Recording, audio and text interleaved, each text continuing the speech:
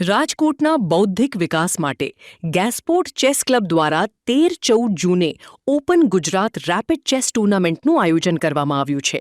શ્રી બાલાજી હનુમાનજી મંદિરના એસી હોલમાં રમાનાર આ સ્પર્ધામાં વિજેતાને 21,000 રૂપિયાનું ઇનામ અપાશે. ગુજરાતભરના ખેલાડીઓ માટે આ પોતાની કુશળતા દર્શાવવાનો શ્રેષ્ઠ અવસર છે. ભાગ લેવા માટે 11 જૂન સુધી એન્ટ્રી નોંધાવી શકાશે. વધુ માહિતી માટે કિરીટ પાન હાઉસનો સંપર્ક કરવો. ટૂર્નામેન્ટના આયોજકોએ અબ તક મીડિયાને આપેલી મુલાકાતમાં આયોજકોએ આ ભવ્ય આયોજનની વિગતો આપી હતી. મારું નામ વિશાલભાઈ સોલંકી છે. ગેસપોર્ટ ચેસ ક્લબના પ્રમુખ છું હાલમાં.